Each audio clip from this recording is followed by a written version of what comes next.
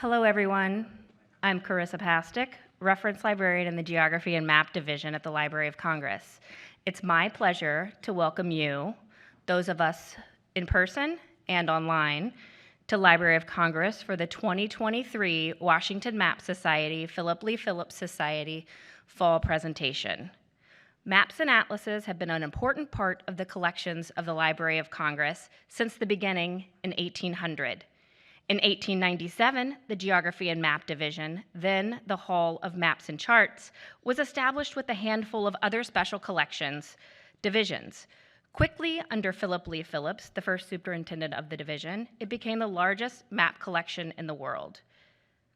Now the collections are comprised of more than 5 million objects spanning the history of cartography.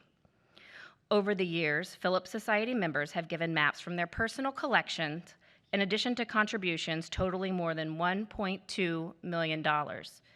These gifts help develop, enhance, and promote the collections of the Geography and Map Division, and promote the library's mission to engage, inspire, and inform the American people with an enduring and universal source of knowledge and creativity. Your contributions also support events like this. Thank you. Many of you, the members of Philip Lee Phillips Society and those in the Washington Map Society and other regional map societies, are among our strongest supporters and for decades have participated in building and strengthening our collections.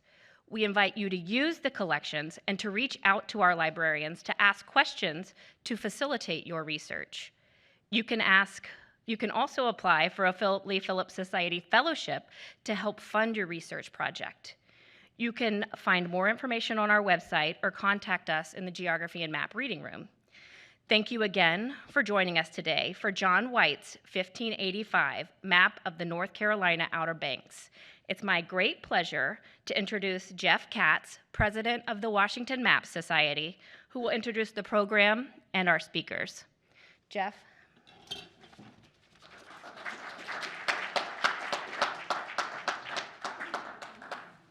Well, thank you very much, Carissa. I learned a lot more about the background of the Geography and Map Division just now. Anyway, I'm especially pleased tonight to have another event in collaboration with the Library of Congress, Philip Lee Phillips Society, which are hosting tonight's program. We also have 7 map societies in partnership around the country: California, Chicago, New York, Philip Lee Phillips, who are here, Rocky Mountain, Texas, and the Washington Map Society, who are collaborating in this and are on helping us to put this all online for those who are not here in person. All of these map societies are nonprofits and support map collecting, cartography, and the study of cartographic history. Our next lecture is going to be on Thursday, November 9th, and our speaker will be Dale Lohberger, who's a certified GIS professional and a certified ArcGIS desktop professional. And he has using GIS to predict where transportation is likely to occur. Infrastructure may have existed in the past that one would not have known otherwise, except through the predictive qualities of the programs he's using.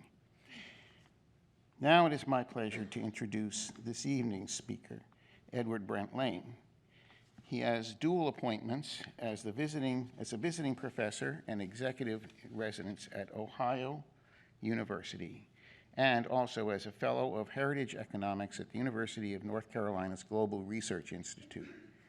He earned a master's degree in business administration from the University of North Carolina and another master's degree in science policy from the George Washington University.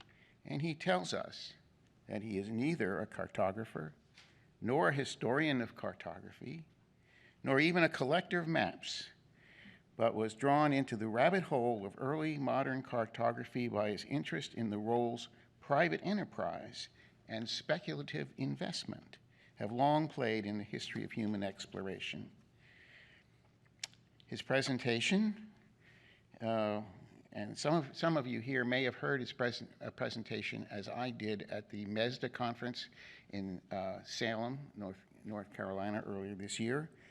If you missed it, you missed something special, but you'll get something special tonight. His presentation tonight is entitled John White's 1585 Map of the North Carolina Outer Banks.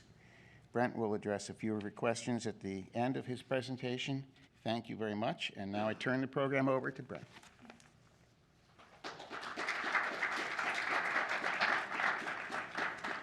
Thank you very much, Jeff, and thank you, Carissa. And I really want to thank the Washington Map Society and the Philip Lee Phillips Society, because I'm here to talk about, yes, I'm going to talk about a map, and most of you have had a chance to see what I'm going to be talking about, but there's a different story here that needs to be honored, and that's the role that librarians and historians and archivists play, not only in preserving and communicating our past, but in many ways informing our present and our future.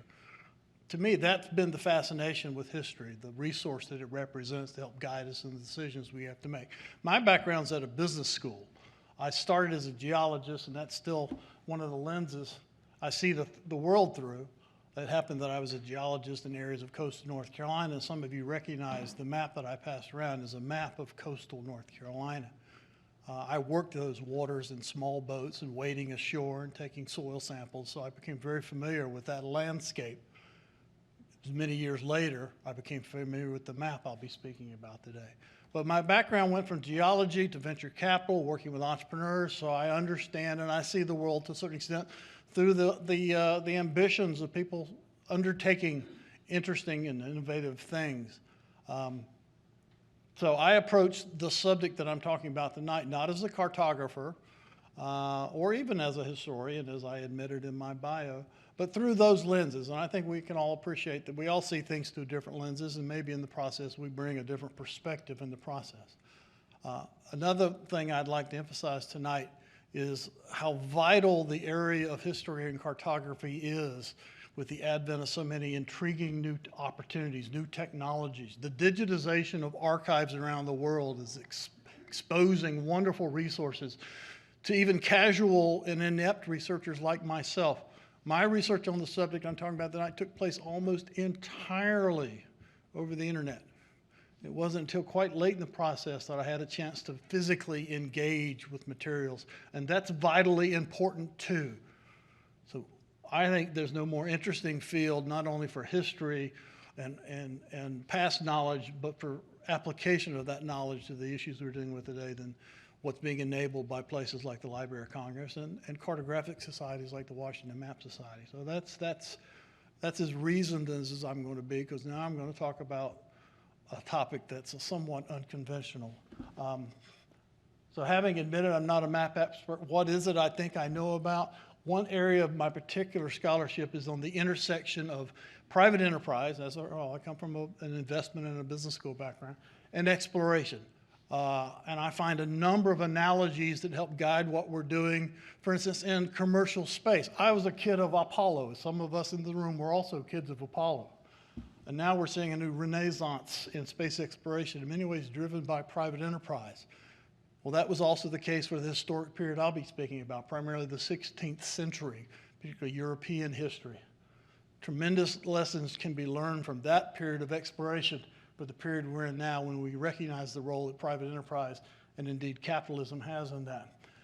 I was quite surprised, having grown up in North Carolina myself, I'll admit to that, and I will say I'm very proud to be in the Mumford Room. Quincy Mumford was the Library of Congress here for 20 years, from 1954 to 1974, and he is from Eastern North Carolina. He's a Tar Heel. He did go to Duke, but he nonetheless, I'm sure he approached his job here at the library with that kind of a lens that he grew up with. That's also the lens I grew up with. And if you grow up in that context, you learn about certain aspects of history that are romantic. And you should be skeptical about that romantic perspective. I found out that my interest in the role of private enterprise and exploration had an exemplar right in my own backyard in Sir Walter Raleigh's efforts to explore and establish a colony in the New World in the 1584 period, 1584 to 1590. It turns out that was a story far more interesting than the romantic narrative that's usually associated with that effort. I'm here to talk about the Virginia Pars Map 1585. Those of you who are map people may recognize this map, but that's not the map I'm here to talk to you about. It is called the Virginia Pars Map. This is a printed map, and it was vitally important for Sir Walter Raleigh and his efforts to finance his ambitions of exploration. It was used in what, from an investor standpoint, we would recognize as an initial public offering document, an IPO. This map was printed and it was included in a volume called Brief and True Travels in Virginia that was published in 4 languages in 1590 and distributed across Europe and really formed the European image of the New World, at least outside of Spain and Portugal. Image of the New World, and it was a financial instrument, very much like what I dealt with in venture capital with companies wanted to go public. They would provide a business case for it, and they would illustrate that opportunity. The map that I'm not talking about is a printed map. Therefore, it was available in some numbers. It became a collectible. It became a subject of great collector interest and archivist interest and libraries' interest, but I'm not talking about that map. I'm talking about this map. This is a manuscript map. Well, you've all had a physical encounter with a reproduction of that. It's a manuscript map, and manuscript maps, I find it's questionable whether they're even maps. They're singular. I have found that singular items like a map that aren't collectible items, don't have market prices on them, sometimes get overlooked, and I think that may have been what befell this particular map. But it is a remarkable map for a variety of reasons that I hope I'll speak to clearly in the next few minutes. But let me go through what map people, I tend to think of you as map people. I apologize if one that's not viewed as positively as I mean it, but maybe you're not. Maybe you are Forrest Gump like I am. But these are the characteristics of that map. It's on paper. What I passed around is a facsimile made on some sort of polymerized surface that's easy to clean, I can tell you that. But this was a very, very simple map in some ways, a very pretty map from a cartographic standpoint, a very accurate map. It depicts a large geographic area, an area that had previously been barely touched or much less mapped. And this map represents, astonishingly, a known period of less than a year of exploration, surveying, and mapping. It's a remarkable product that famous archivist and historian David Beers Quinn described as really the most careful and precise piece of cartography. Some of his papers are here in this building. In fact, that's been my previous experience, was coming here and exploring his work exactly on this map. So it's a remarkable, faithful reproduction of previously unknown lands. And it has some of the requisite map characteristics. You know, it has a compass rose on it. It's got a rudimentary scale, but in many other ways, it doesn't have what you expect or require to really qualify as a map. I am pointing out the images on the right. It's part of the story. That is, that's Raleigh's symbol, the red and white, and it's also an offset of it. And by offset, I meant this map was folded over. It got wet, and some of the ink transferred in interesting ways, and that's what explains that. There's also an offset of the compass rose. So it has map characteristics, but maps serve a lot of reasons, and I think it's the reason for the map that is the most interesting aspect of it and what I'll be focused on going forward. But just to document how rather exceptionally not only precise but accurate this map is. Now, as I mentioned, I worked in the swamps of this same coastal area, and we worked from aerial photographs. So I was well positioned to recognize the excellence of this map. This is the Outer Banks of North Carolina, and even today those Outer Banks portions are shifting around, but the mainland part that was explored is very faithfully rendered. And I remember, based on my own geologic experience, I was particularly taken with one very small feature. It's a very low-lying, inundated marsh island called Judith Island. And this is only impressive to me, perhaps, but it was represented on that map. The scale of that is about if somebody's got the map in their hand, it's less than 3/4 of an inch. It's a tiny rendition on the left from the 1585 map for a feature that remains today. So when I saw that level of both precision and accuracy, I was most impressed by the accomplishment that this map represented. And really, the production of this map was not part of the narrative behind the Roanoke colony. We don't think often of that aspect of their story. The map itself was physically produced by an artist and a polymath in some ways, but certainly an exceptional draftsman and surveyor, a cartographer, we'll call him, named John White, who was a key member of an expedition that Raleigh sent over in advance of his settlement effort. In 1585 to 1586, he sent over, Raleigh did, a contingent of security people, some tradespeople, and a significant body of technicians and, in a certain extent, some scientists. I'll speak to it in a minute. But one of those members was John White. John White was effectively the illustrator, or the lead photographer for the expedition, because the goal of that expedition was to explore and interact and record. And White's responsibility was to make the watercolor depictions of people and animals and plants and geographic features they encountered, and as well as to produce the map itself. As I said, he later became the governor of a 1587 permanent colony. And this is where I have to confess, yes, that colony was the Lost Colony. Some of you know of the Lost Colony. I will tell you from an academic standpoint, the Lost Colony is such a popular public subject that's almost radioactive for scholarly investigation. That's one of the realities in academia. Something that attracts a tremendous amount of public interest is often eschewed in favor of more esoteric things. And there are very sound reasons for that, as my friends at the British Museum know very well, because they will factor into this tale. But it is indeed a precursor to a colony that got lost, that's mission was to explore the area. And one of White's contributions was a volume of 75, I'm going to call them drawings, because that's the way they've been called since then. Pictures of sundry things. One of the outcomes of that expedition was a volume of 75 watercolors of plants and animals and people, and a handful of maps or portions of maps, including the 1585 Virginia Pars map. Now, I will point out that they were all produced on the same type of paper, but the Virginia Pars map in the middle was longer than the others, and therefore to fit in the volume, a third of it had to be folded down. The top third was folded down to fit within the volume. And that'll come into play a little bit later.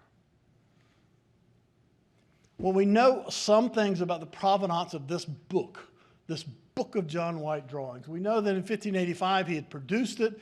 For whom did he produce it? Did he produce it for himself? It's very likely there were several copies produced for important figures involved in support of Raleigh's colony, from Thomas Harriot, who was also a member of the expedition, to, of course, Raleigh himself, or Queen Elizabeth, who was a very interested sponsor, although a very stingy one.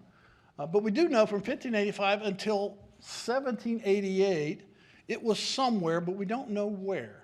In 1788, it appears on a catalog listing for an auction to be held by Thomas Paine in London.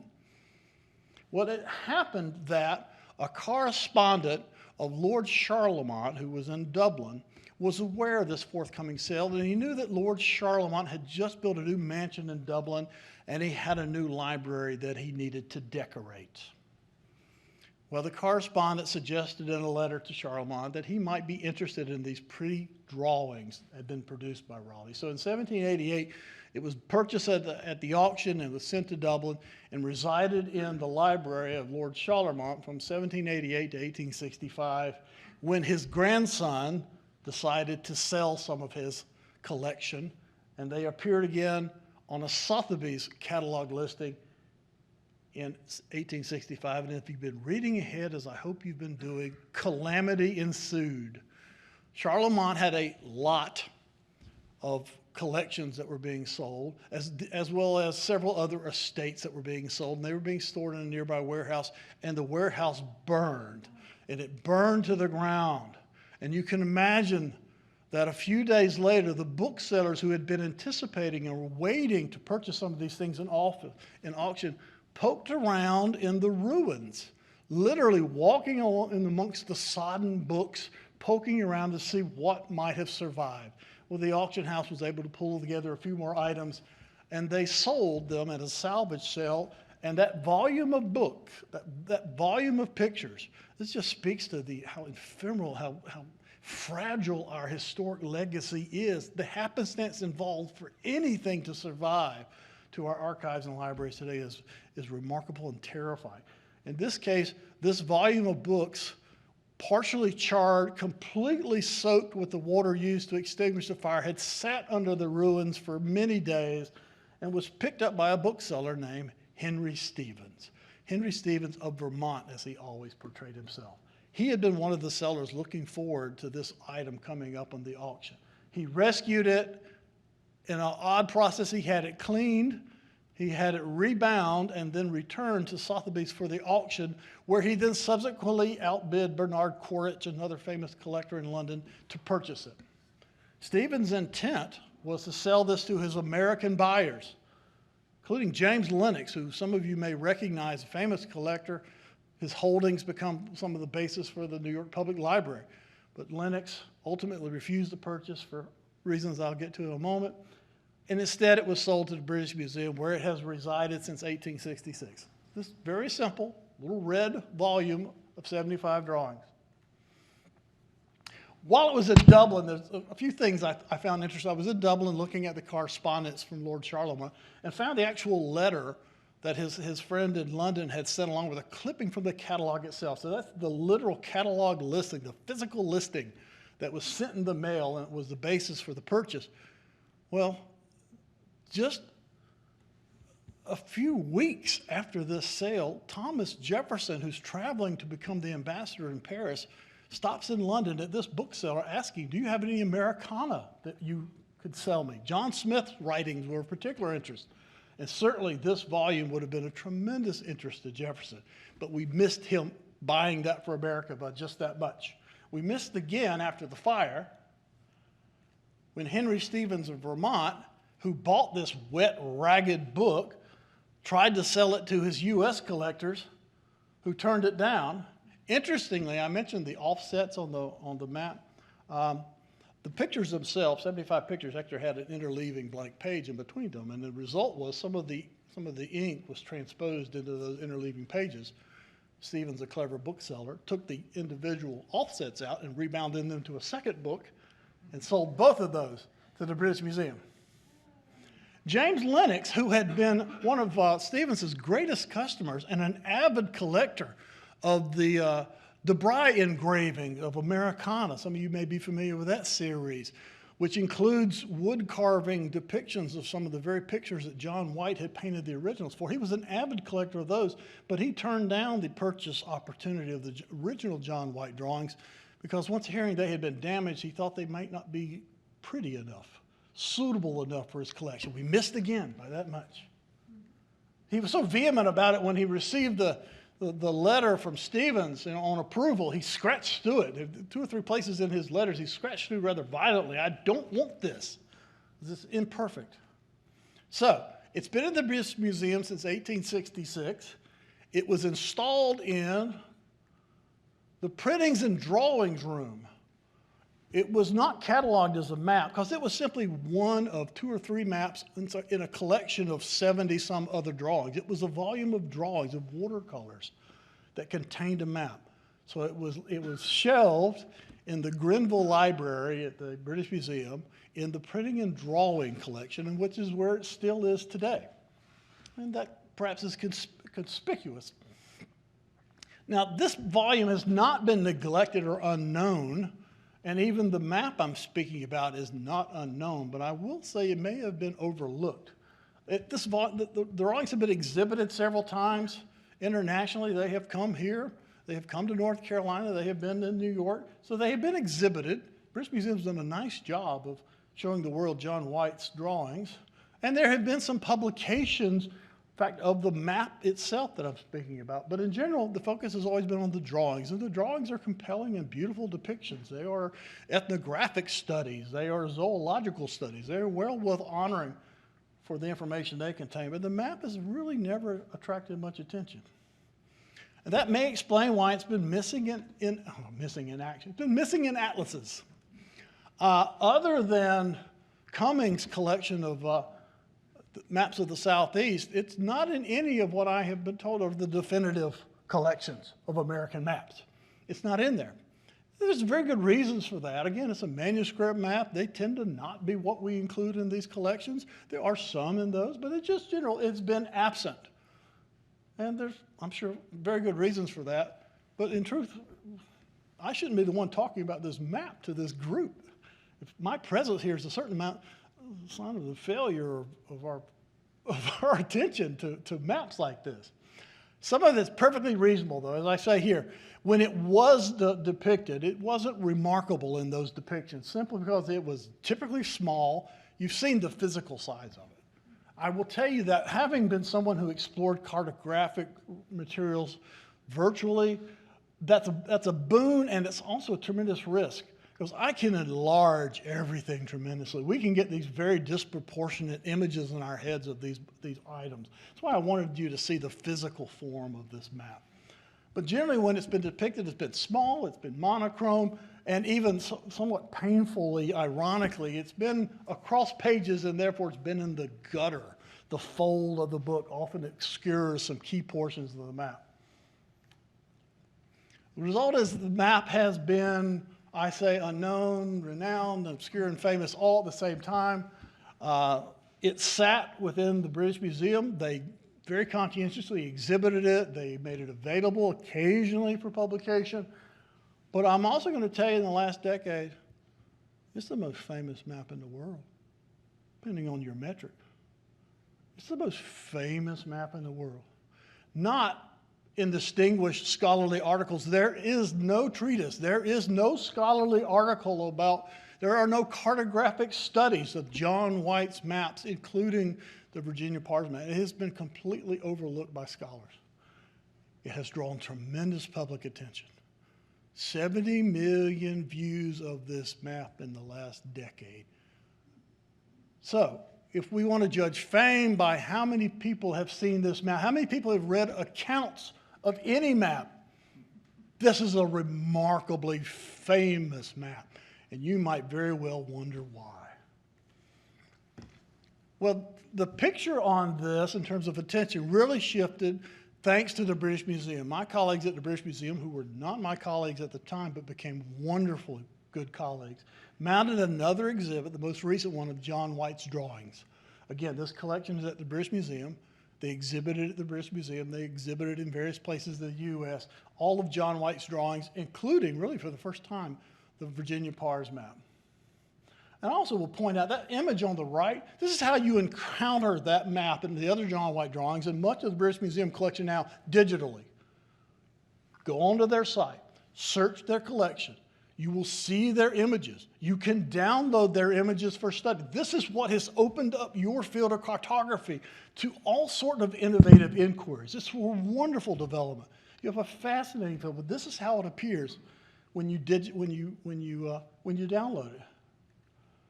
So the whole period that I'm talking about in which this map produced has also gone through a bit of a renaissance in terms of scholarly attention across a variety of disciplines. Some of these names you may recognize, some of you may not. Some of you may know Deborah Harkness is a wonderful scholar of the Elizabethan era, particularly the role of London as a knowledge center. We've lost her to writing books about sorcerers and witches and warlocks. She's very successful in that field now. But it's been a really new era of scholarship on the subject, and that's, I think, because we started to recognize that the 16th century was a remarkable period of transformative global events. We had simultaneously the development of capitalism, my field in business, the whole concept of companies or speculative investment emerges in this period. So does the idea of globalization, not only exploration, but the creation of global enterprises, and simultaneous with that, we see the emergence of the sciences, the codification of natural philosophy into discrete scientific disciplines. And that, right at the nexus of these things is this little story about the Roanoke Enterprise and this map. Well, my interest that began in the history of venture capital and speculative investment, you look at the interest that the New World attracted from investors, particularly the Spanish and Portuguese in South America and Central America, was a remarkably, for their standpoint, financially very successful period. In North America, though, exploration was a bear market. You know, from an investment standpoint, bear markets are full of skeptical investors. North America did not yield any returns to the early explorers there from Europe. The valuable minerals, the commodities, the pathways to China, the new trade markets, just generally were unsuccessful. So the crown and the royal capital market dried up quickly. Instead, it became a market for entrepreneurs turning to private investors. That's my field. Private investment, private enterprise became the basis for exploration in the 16th century. And some of you may be familiar with a TV show called Shark Tank, where entrepreneurs come in and present business proposals to a round of investors. That is such a familiar scenario for me. And it turned out as a familiar scenario from the 16th century as well.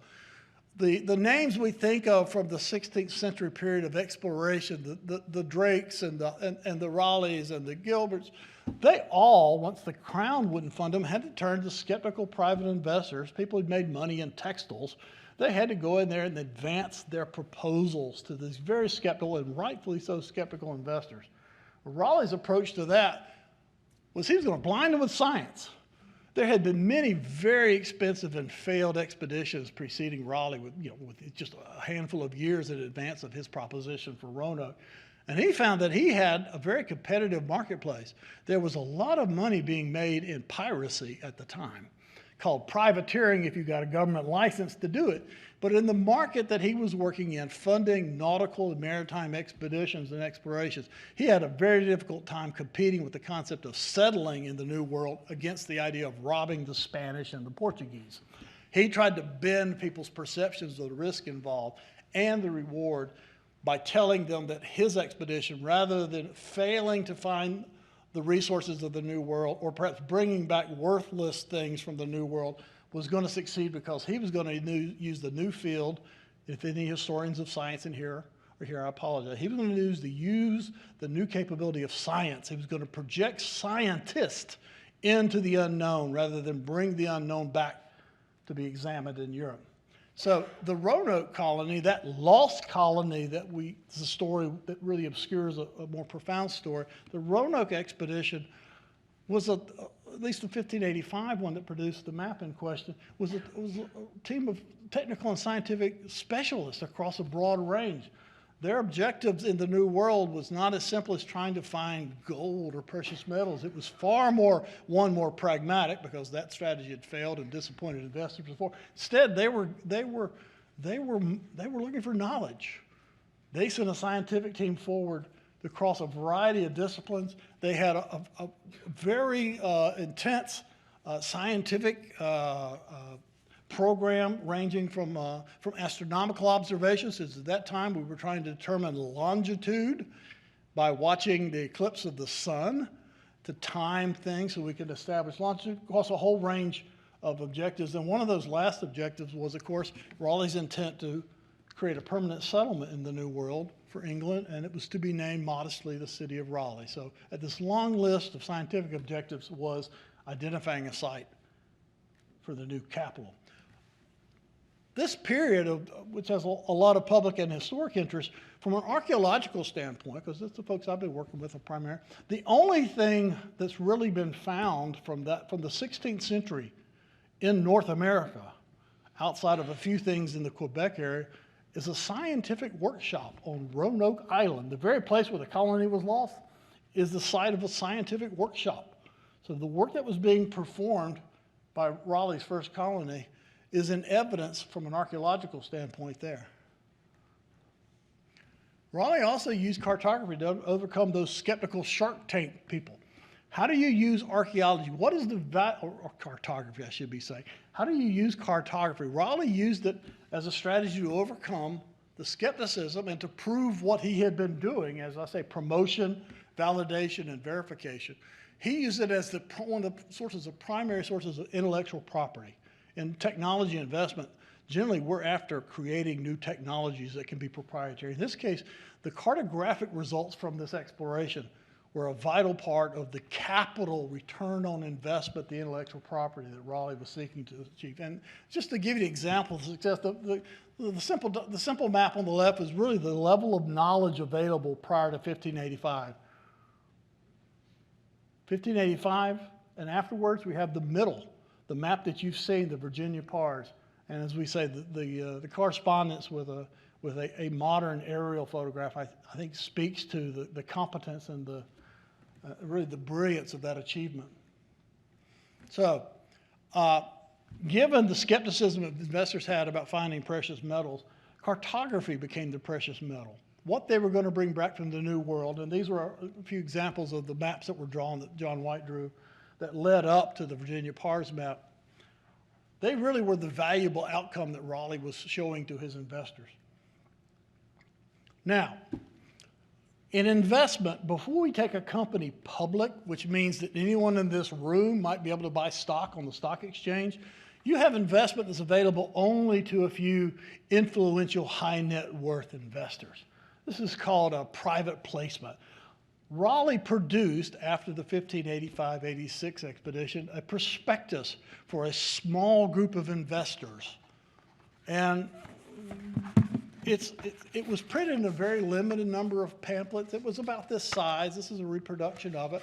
And it was circulated amongst some of his investors. Whoops, skipped ahead a little bit. And who's got the map? Deborah, could you bring me the map from? Raleigh did not publish the map. The map was too important. It was too valuable. It was too secret and proprietary. He encountered his investors with a narrative and printed description in small, and he showed them the map. He did not provide them a map. That's because this was a vital secret at the time. Not only was it his competitive advantage, frankly, he had to protect the security of that nascent plan from particularly the Spanish who were seeking out the English as rivals. So Raleigh circulated a printed prospectus, but he kept back and showed on a selective basis his cartographic results. That made that map really important. I do investment. I know how important what you showed your investors is. It needs to be excellent. It is your best. And if that indeed was the purpose of this map, the simple question was, why are there patches on this map? Because the map has two areas on it that are covered by this patches made from the same type of paper, in some cases overwritten with the same pigments. There are two patches. We call it the South Patch and the North Patch. And the South Patch was of great interest at the time because it depicted the location of a number of Indian villages that the archaeologists I was working with were trying to identify. And it also had what we thought of as the blank northern patch. But the real question was, if you had something like this, a presentation map, why would you be presenting something imperfect with patches on it? Just, didn't fit the scenario. We asked the British Museum. I asked the British Museum, and I said, what if anything explains those maps? Clearly, are there holes in the map that the patches cover up? Well, it turned out, I've spoken of the wonderful new technologies available to us in archival studies, in the cartographic studies. And sometimes it's still as simple as put the map on a light table. The British Museum placed the map on a light table, and they found that under that blank northern patch was a hidden fort symbol. A fort symbol that is probably as important to know why it was hidden as why it was there in the first place. But it was determined that it was indeed a fort symbol. Now, at that point, the British Museum unleashed all the fancy technology, all the infrared, all the X-ray, all the forms of investigation, because the significance of what was hidden could tell us a tremendous amount of what the intention was of this expedition. Was this really the site that Raleigh had identified as his future city of Raleigh? And clearly they had scouted that area to be able to reproduce it so faithfully, and they had placed this emblem of a fort in Raleigh's characteristic blue and red colors. Why had they done that? And then the obvious question is, why had they covered it up? Well, the British Museum found that not only was the fort symbol contemporaneous with the production of the map, it was part of the original map, but it had been also covered up contemporaneously. It was the same paper. It was consistent with the period. So this had happened very quickly.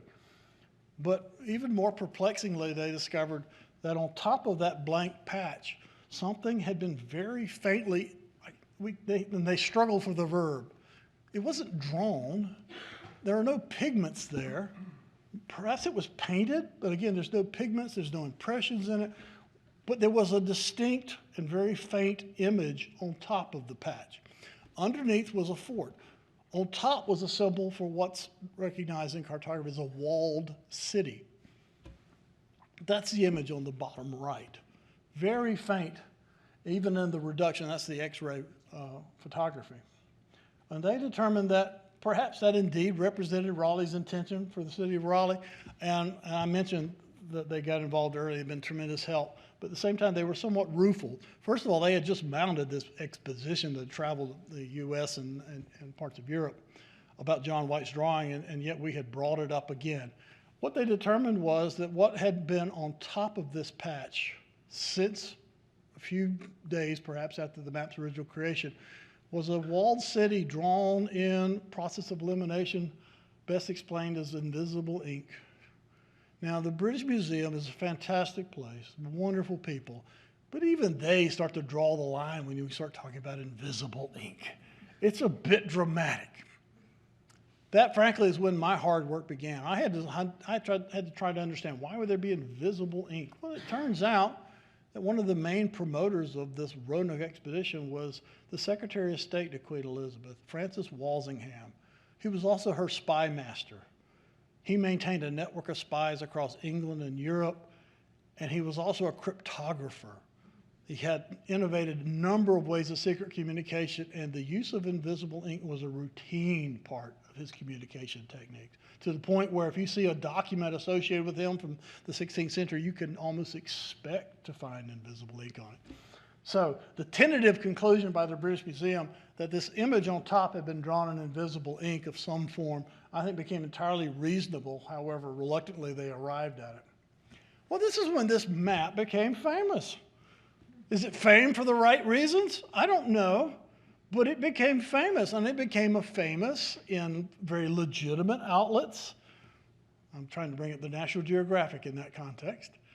But also some very entertaining ways. The UFO Digest is in there. And it's because not only is it associated with that lost colony lore, it's also a fantastic right out of National Treasure sort of revelation. These things do happen in cartography. We do find new information in old maps, and the public is fascinated by it. And eventually scholars even begin to take an interest. So it routinely generates a whole new wave of public interest when we discuss this.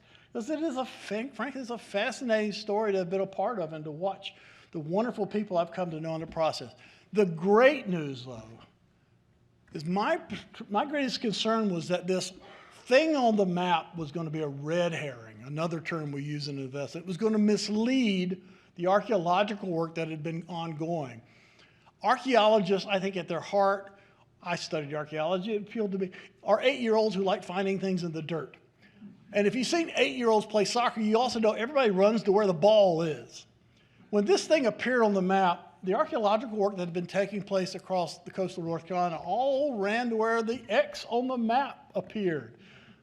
I felt tremendous responsibility for that because I had had a bit of a seminal role in this, and I wanted to make sure that it wasn't misdirected. Well, thankfully, when the archaeologists began to work on the location itself, it was not misdirected. There has indeed been evidence found there that some of the Roanoke colonists who in the later settlement colony had left their original location on Roanoke Island, and some of them had located at this site where the patch fort was, where the X is. In fact, I remember the archaeologists assign numbers to archaeological sites. Very mundane process. In this case, they had not assigned a number yet, so we called it Site X. And when it came time to announce some of the findings, the question was, well, what's the number for this site? Well, nobody could agree, so we stuck with Site X. Turned out to be the perfect name for it. The good news is, information found in a 400-year-old map proved to be very valid and useful in an ongoing archaeological and historical investigation of a compelling story. and I think in the context of the period of the 16th century, an important one as well. So I will let you know that from an investor standpoint and an entrepreneur standpoint, Raleigh was dealing from a cartographic perspective with a very common problem. You have information you need to disclose, and simultaneously you need to keep it secret. How do you keep secrets while still telling people who have a need to know? That was his dilemma. The way he approached it with the Virginia PARS map may have been one way he tried to address that. I think more likely the map itself was a prototype for his attempt for how to tell this story, and in the process reveal it in a dramatic fashion, because he was a dramatic persona. I will close by saying one of the great pleasures of my involvement in this was to get to know prominent scholars around the world who knew this story and knew these materials and indeed knew this map. And I had the great privilege of showing them the map and telling them, look at it one more time, because I'm about to tell you something and it will never be the same again. That is what has happened. From a cartographic standpoint, we have known of this map. Scholars have known it. It's been printed. It has been somewhat overlooked because it's been cataloged as a drawing. Yet once you know there's something on that patch, it is impossible not to see it. Shame on us, though. The first time this map was reproduced photographically was in 1882 on the right in a magazine, the Century Illustrated. That's what it looked like in the publication. On the left is how that hidden city, that invisible city, appeared in the reproduction in 1882 compared to the British Museum's X-ray examination of it. It's been there all along for us to not see or to see. This was my favorite reproduction of the map. The British Museum were such great colleagues. A year after our big announcement, I sent them a cake with the map on it. And that is still my favorite depiction of the Virginia PARS map, and I think the shortest lasting. I think Ron asked me if, or there was a suggestion that maybe I would write an article for this talk, and you can imagine why I didn't do that. But the main reason I didn't use it is my colleagues who have been involved in this for the last decade at First Colony Foundation this week came out with this book that covers the entirety of the story that I've only touched upon, and in many other ways goes into great detail. So if we had time for questions, I'd answer them. But if you have really questions that want answers, I commend this to you. It's not expensive. I got it in the mail this week. I won't tell you how. But the answers to the questions you won't have time for today are here, and they are the culmination of some tremendously innovative, knowledgeable thinkers across a broad range of fields, including your field of cartography. So thank you very much for your time and attention.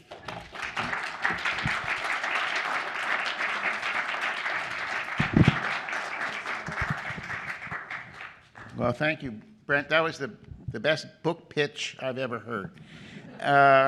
Terrific. We do have time for a few. We have 10 minutes. Oh, we got 10 minutes. Some in the room and maybe some from out of the room.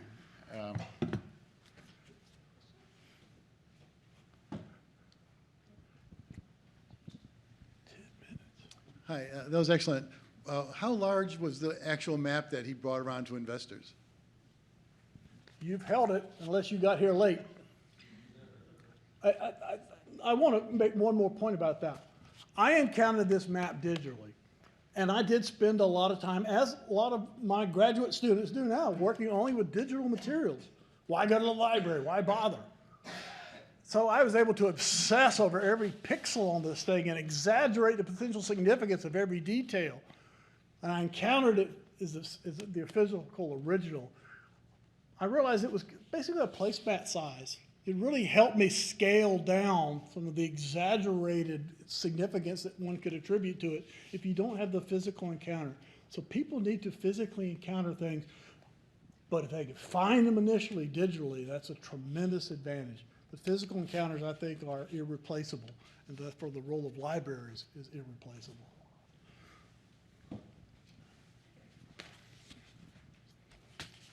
What was under the other patch? Under the other patch was what we expected might be under a patch, corrections, some corrections. I happen to know the geography of the shorelines there very well. That was where my initial interest was. We really wanted to know how precisely they had located some of the Indian villages they had encountered in the shoreline. The shoreline is remarkably accurate, but they had made a wrong assumption about a certain water passage, and they corrected that. Different question is, why did they care about being so careful? That's really what led me to focus on why was this map important. That patch showed how important it was for this to be accurate. Then there was that other patch. So we had a bit of both expectations.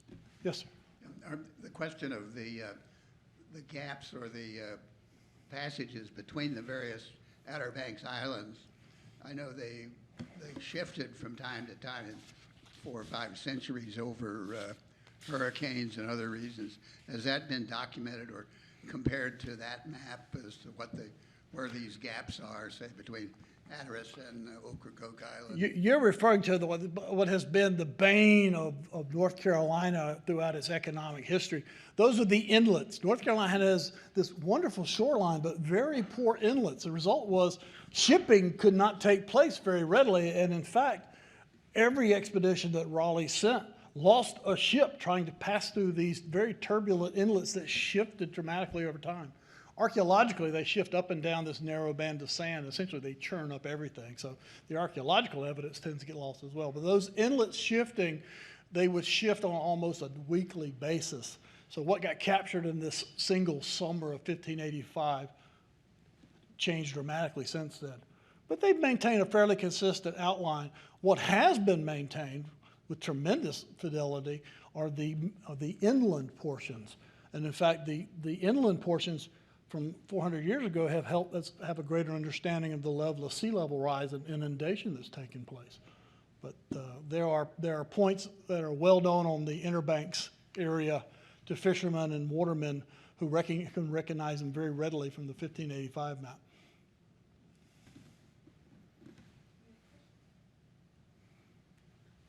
Can you tell us about some of the artifacts that were found on the X? The question was, what kind of artifacts were found where the X was? And this is another area what was found there were very modern commodity pottery sherds.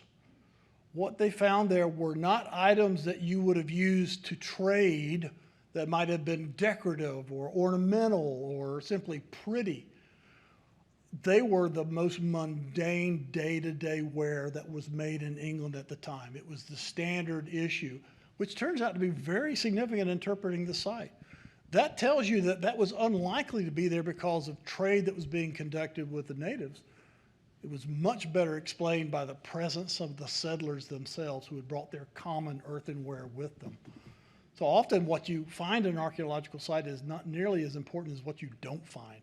There's no evidence of trade goods there. Instead, it's the earthenware that would have been used by the settlers themselves. Any other questions?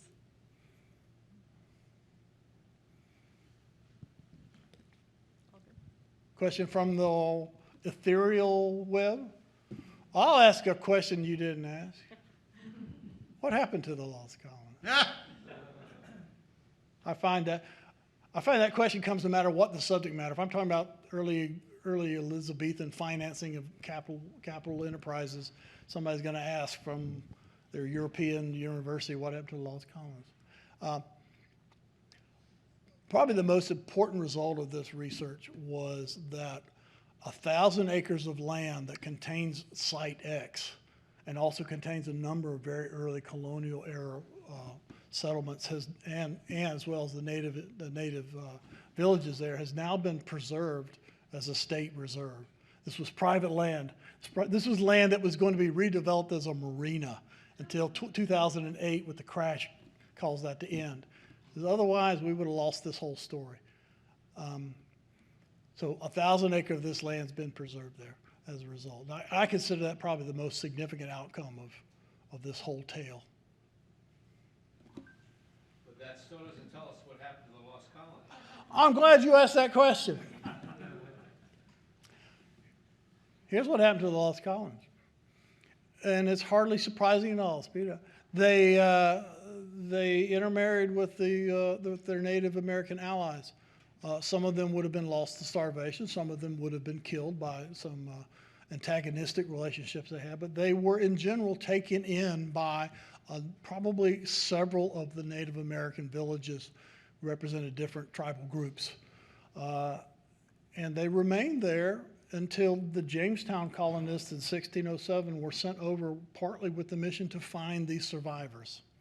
And they searched long and hard for information on surviving Roanoke colonists. And the information they got back secondhand was that they were living amongst several of the native villages in the area of northeastern North Carolina and parts of southeastern Virginia. So I like to say that they formed the beginnings of the melting pot that becomes America. Yes, sir. One more, I think. The last one. Last one, so has any of that theory of intermixing with the Indian tribes perhaps been verified by current DNA testing and all of that? There's English blood with some of these Indian tribes? Let's put it this way. There's English blood in everybody in that part of the world, regardless of their original ethnicity. Tracking that down to a specific set of a few survivors of a relatively small colony in the 1580s is impossible without being able to match specific descendants from both sides. That's not possible because we don't have those identified linkages. But I would say that you will find an admixture, we call it, that really represents the gene pool of that part of North. I can tell you, my people are from Northeast North Carolina. We didn't go very far for hundreds of years. Every gene that came into the pool circulated amongst everybody. All right. Well, thank you very much, Brent.